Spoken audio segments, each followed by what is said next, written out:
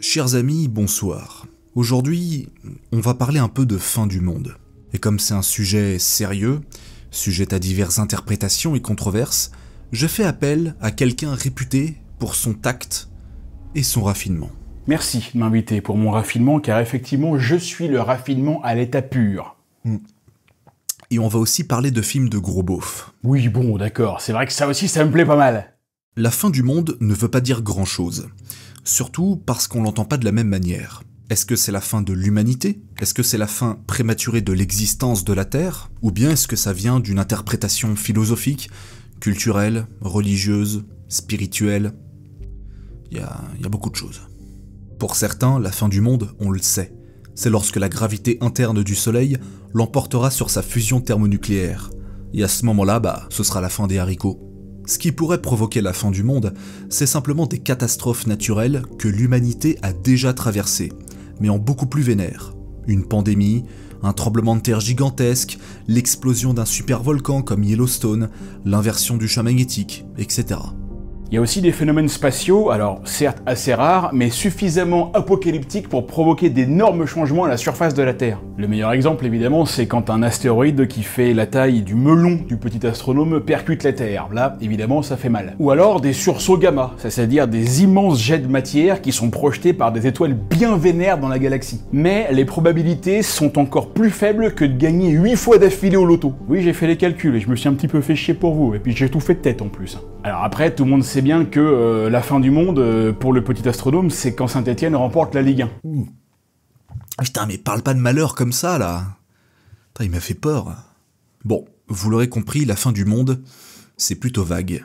Un peu comme les vagues d'un tsunami. Haha. Mais quand on y réfléchit, les tsunamis, les astéroïdes qui percutent la Terre, la peste noire, la guerre nucléaire, Synthé qui soulève le trophée, tout ça, ce sont des événements absolument abominables, et pourtant, ça a l'air d'aller. L'humanité a l'air de s'en sortir. Pourquoi? Eh bien pour deux raisons. Soit parce que ces événements ne sont pas suffisamment violents pour éradiquer notre planète, soit parce qu'on ne connaît tout simplement pas leur date. Et c'est tant mieux d'ailleurs. Sauf que si, en fait. Parce que si vous avez grandi dans les années 90, ou comme moi dans les années 2000, il y a un phénomène culturel qui a fait son petit bonhomme de chemin et qui stipule que la fin du monde est prévue pour le 21 décembre 2012. Qu'est-ce que vous faisiez le 21 décembre 2012? Moi perso, j'étais au collège, en 5e je crois. C'était d'ailleurs le dernier jour scolaire avant les vacances. Putain, qu'est-ce que t'es jeune! Et qu'est-ce que je suis vieux! Si vous vous baladiez sur internet dans des forums obscurs, ou bien lisez des livres New Age des années 80, vous savez que la fin du monde est prévue pour le 21 décembre 2012. Que ce soit un délire prophétique encensé par des sectes ou juste un mème sur 4chan, peu importe. Le 21 décembre 2012, c'est la fin des haricots. Mais d'où vient cette fameuse date dont on nous a bassiné depuis 40 ans? Pour comprendre, il faut remonter à l'époque des Mayas en Amérique du Sud. Là. Ils avaient un système de calendrier assez particulier, les gars, avec des cycles de 394 ans chacun qu'on appelait des Bactins ou des Bactouns. Au bout de 13 Bactouns, le cycle s'arrête, tu vois, j'ai envie de me marrer rien qu'en disant le truc. C'est ce qu'on appelle un compte long, et ça dure 5125 ans. Et comme leur calendrier a démarré en 3114 avant Jean-Claude, techniquement, la fin du 13e Bactoun Maya, c'est le 21 décembre 2012. Sauf que pour eux, c'est absolument pas un signe de la fin du monde. C'est juste la fin d'une ère de leur calendrier qui marque le début d'un autre. Enfin, d'une autre. Un ère ou une ère? Une ère. Un peu comme quand nous, on passe de la soirée du 31 décembre complètement bourracho au champagne au 1er janvier et qu'on fait des résolutions qu'on va jamais tenir. Bah là, c'est pareil, mais juste en plus long. Et on sait tout ça parce qu'on a découvert des manuscrits au XVIIIe siècle qui retracent les mythes des Mayas qu'on appelle le Popol. Oui, c'est son nom, c'est-à-dire c'est le Popol, voilà, c'est le nom du bouquin. C'est pas moi qui l'ai inventé. Ils avaient un côté un peu beauf, les Mayas, ils se marraient un peu, ils buvaient un coup, puis ils balançaient des noms comme ça. C'est pour ça, c'est un peuple que j'aime bien, moi. Et c'est là qu'on apprend que, selon les Mayas, nous vivons actuellement dans le 4e âge et que les 3 autres ont échoué. Et que ce 4e âge marque le début de l'humanité. Oui, mais c'est complètement con. Le 4e âge, normalement, c'est quand Frodon il détruit l'anneau dans le Seigneur des Anneaux. Ça n'a aucun sens. Tu sais ce que tu voudrais dire que les Mayas, ils ont plagié Tolkien? Ce qui est certain, c'est que dès qu'on a commencé à mettre la main sur des archives issues de la civilisation maya, cette civilisation est rapidement devenue la source de tout un tas de prédictions un peu ésotériques, majoritairement pseudo-scientifiques, et généralement considérées comme un peuple un peu mystérieux et prophétique. Voilà, les Mayas c'est mystérieux. C'est comme les vieux c'est mystérieux, les Mayas c'est pareil. Et un vieux Maya c'est doublement mystérieux.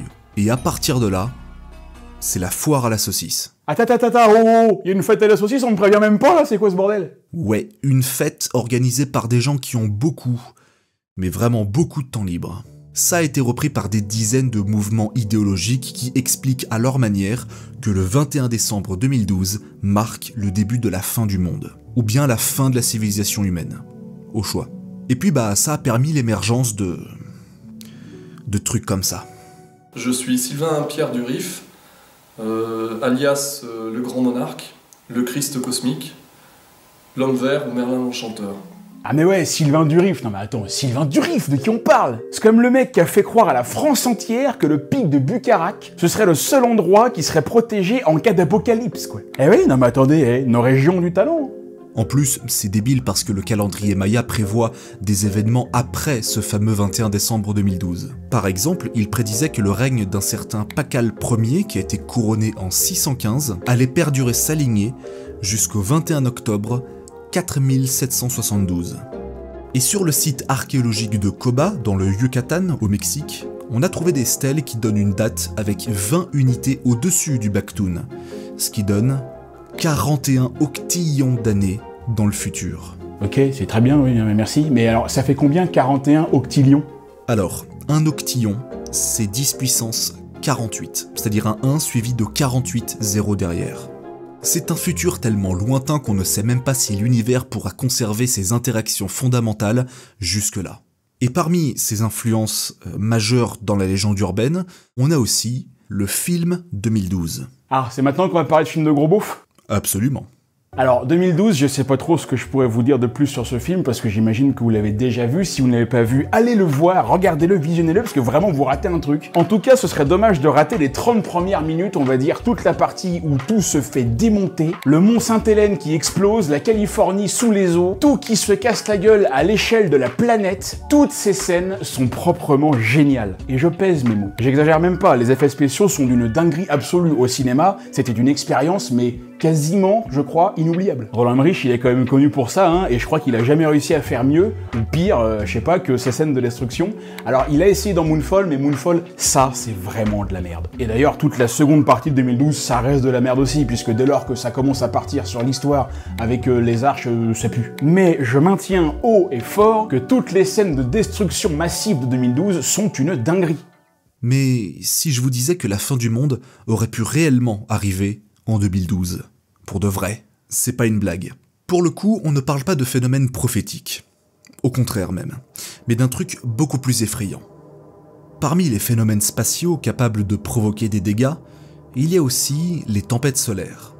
Oui, le soleil, source de toute vie, de la photosynthèse et de la lumière, peut aussi nous renvoyer dans l'obscurité. Et c'est beau ce que tu dis, hein. Putain, ouais, t'aurais dû faire poète.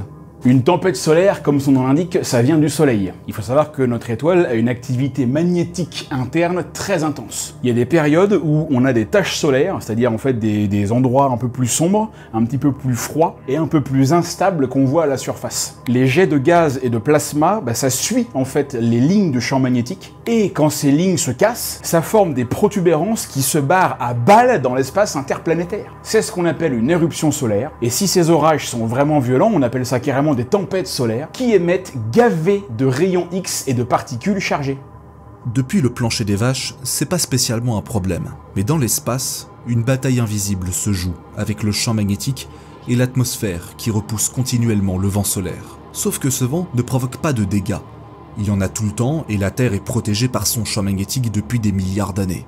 Les interactions électriques ionisent le gaz autour de lui, ce qui forme les aurores boréales au pôle. Et lors d'un orage solaire, ces aurores sont simplement plus intenses. On peut carrément avoir des aurores boréales jusqu'à Paris. C'est con qu'on en ait pas eu pendant les JO, dis donc, pour la cérémonie d'ouverture, je peux dire, ça renvoie du lourd. Sauf que c'est super rare, évidemment, hein. C'est tellement rare le truc, je crois qu'on a compté qu'une vingtaine de tempêtes solaires vraiment violentes dans toute l'histoire de l'humanité. Et je rappelle d'ailleurs que l'histoire de l'humanité, ça commence en 3114 avant JC, les gars. Hey, c'est les Mayas qui ont décidé, hein, c'est pas moi. Fort heureusement, le système solaire est très grand. Si la Terre faisait la taille d'une balle de tennis, donc à peine 6 cm de diamètre, le Soleil serait une géante boule de 7,3 mètres de diamètre et se trouverait à plus de 800 mètres de distance. Et si on pousse un petit peu les calculs, la circonférence orbitale de la Terre, c'est-à-dire la distance que parcourt la Terre en une année, en une révolution complète, est de 940 millions de kilomètres.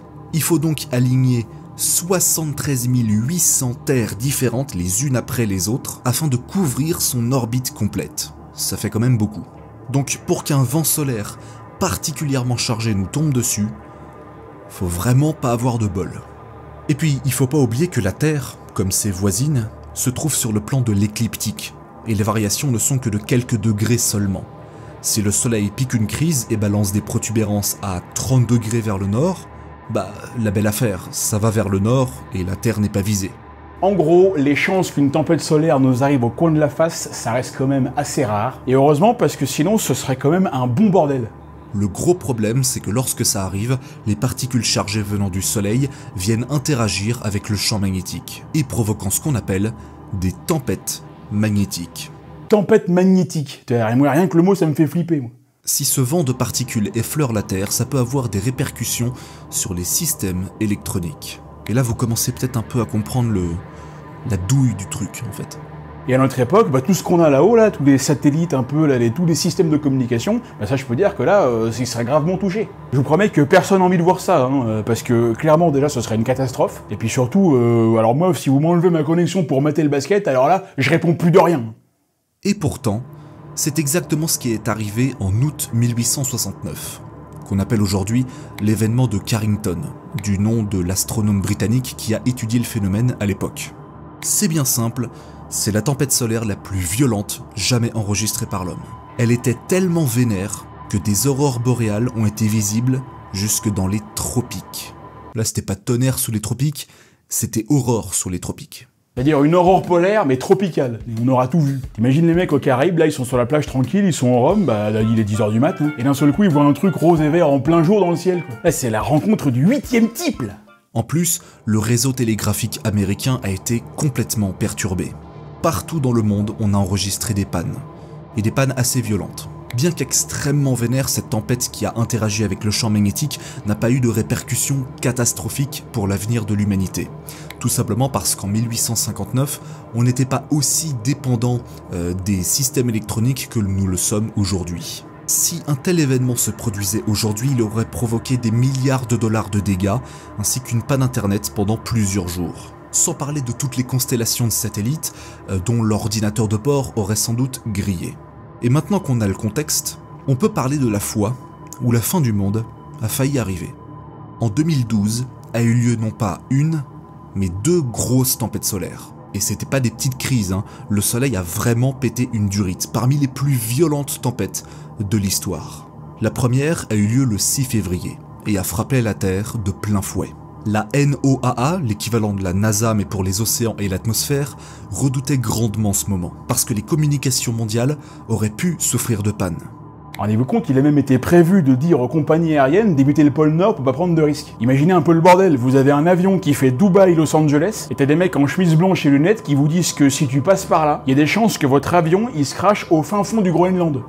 Le 8 février, c'est-à-dire 2 jours plus tard, le vent solaire arrive vers la Terre avec une vitesse bien plus rapide que ce qu'on attendait. Les particules chargées ont été déviées par le champ magnétique à une vitesse de 1800 km par seconde. Ça fait environ 6,5 millions de km/h. Non mais vous imaginez un peu la vitesse. Avec ça, tu vas sur la Lune en 4 minutes. Et bah même ça, c'est moins que la vitesse de Léon Marchand au JO. C'est tellement rapide que le vent solaire, il a même pas eu le temps de provoquer quoi que ce soit. Sauf que c'est pas fini, parce que le soleil, il s'est dit qu'il fallait donner raison aux Mayas, et nous envoyer une deuxième bastos. Et à l'époque, personne ne savait, parce qu'aucune agence spatiale n'a communiqué dessus. Et pour cause, cette tempête solaire n'a pas eu lieu. Enfin, si, mais le jet de plasma n'a pas atteint la Terre. Et c'est bien du coup, non? Non, oui, non, mais bien sûr, oui, non, mais c'est bien, évidemment, parce que la façon dont tu l'as dit, enfin, non, je veux dire, vraiment, moi j'ai compris. Le 23 juillet 2012 est une journée plutôt normale. Il fait chaud, c'est l'été, les oiseaux chantent, tout ça quoi. Mais ce n'est que 2 ans plus tard, jour pour jour, le 23 juillet 2014, que la NASA publie un communiqué, dans lequel ils expliquent que, dans l'indifférence générale, le Soleil a piqué une crise extrêmement violente et un flux de particules s'est dirigé vers notre planète. Enfin, presque. Disons qu'il a frôlé la Terre à moins de 18 millions de kilomètres. Vous voyez cette image? C'est une reconstitution radar en fausse couleur prise par le satellite stéréo. Le disque noir intérieur, c'est le Soleil, et les lumières blanches, c'est la taille des éjections lors de la tempête.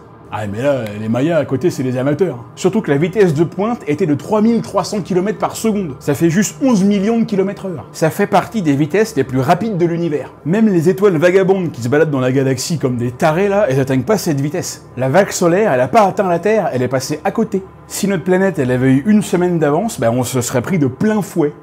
Ce n'est pas tant l'onde de choc magnétique qui peut provoquer une crise massive, mais plutôt les conséquences sociétales après le phénomène. Nous sommes actuellement désespérément dépendants des systèmes informatiques. Bon, du pétrole aussi, mais surtout des systèmes informatiques. Alors, c'est pas un jugement de valeur, je suis pas en train de dire « ils étaient mieux avant ». Je dis juste que cette dépendance a des conséquences. Elle a des conséquences. Si jamais cette tempête de l'enfer avait touché la Terre, nous ne serions pas irradiés, et le champ magnétique est capable de repousser un flux aussi violent et condensé depuis des milliards d'années. En revanche, la bataille magnétique dans l'espace serait énorme. Les particules entrant en contact avec le champ magnétique ionisent tout autour de lui, et cette réaction en chaîne peut affecter les systèmes informatiques pendant plusieurs jours, voire plusieurs semaines.